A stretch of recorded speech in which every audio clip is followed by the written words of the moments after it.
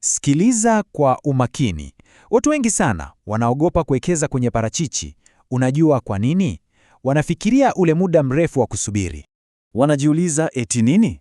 Nitasubiri miaka 3 yote bila kuingiza hata shilingi moja? Wapi? Hapana. Na hili wazo moja tu ndilo linawafanya wakwame na wasifikie ndoto zao.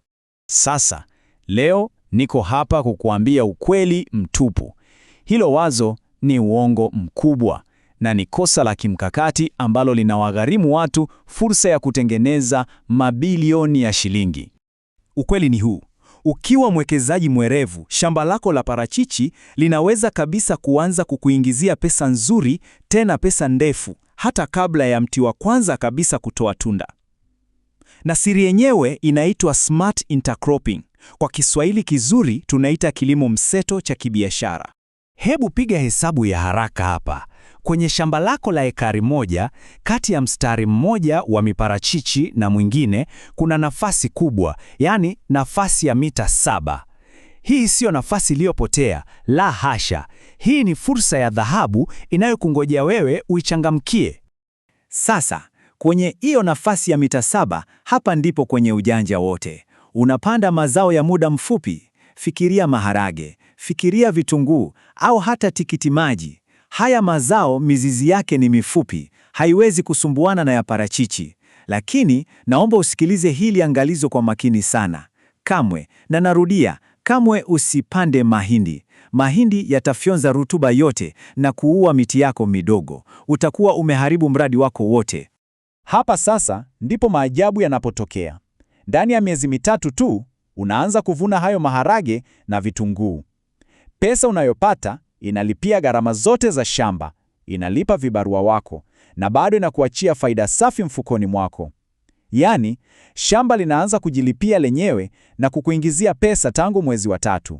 Sawa. Sasa, ili huu mkakati wa kilimo mseto ufanikiwe na kukupe faida haraka, unahitaji kuanza na vitu viwili muhimu sana. Msingi wa kwanza kabisa ambao hakuna mjadala ni lazima uanze na miche bora na ya uhakika. Miche inayokuwa haraka, yenye afya, hiyo ndiyo siri. Usije ukafanya kosa la kununua miche ya kubahatisha tu hapo mitaani. Kampuni ya Kilimo Biashara Afrika au KBA wanakuletea miche bora kabisa ya Hass iliyopandikizwa kitaalamu, yani grafted, na imethibitishwa kwa ajili ya matokeo ya uhakika. Hebu fikiria, bei ya kawaida ya mche mmoja wa ubora huu ni shilingi 4,000.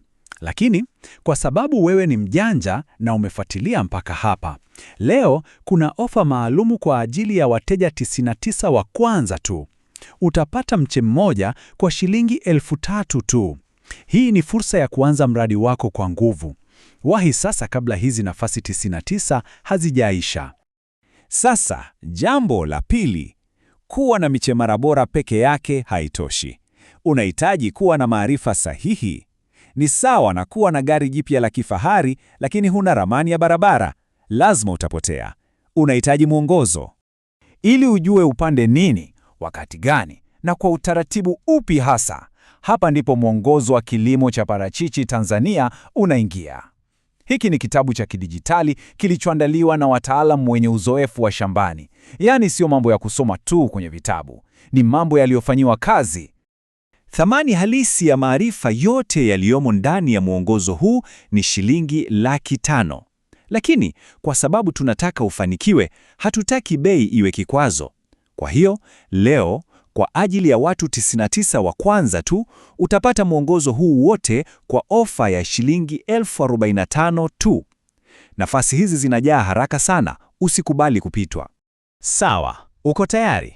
Ili upate huu mwongozo mkononi mwako sasa hivi na uanze safari yako ya mafanikio, fuata hatua hizi 3 rahisi sana.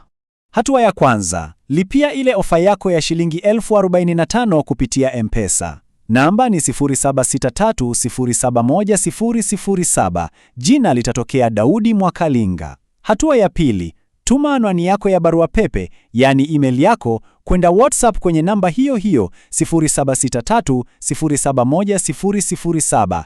Na hatua ya tatu, tulia tu, ndani ya dakika 5 mpaka 10 kitabu chako kitakuwa kimeshatua kwenye simu yako. Na ili uone tuko serious kiasi gani, Tunakupa hakikisho hili: ikiwa utasoma kitabu hiki na usijisikie umepata mbinu zozote mpya za kuongeza faida shambani kwako, tutakurudishia pesa yako yote, 100%, bila kuuliza swali. Hatari yote iko upande wetu. Huna cha kupoteza.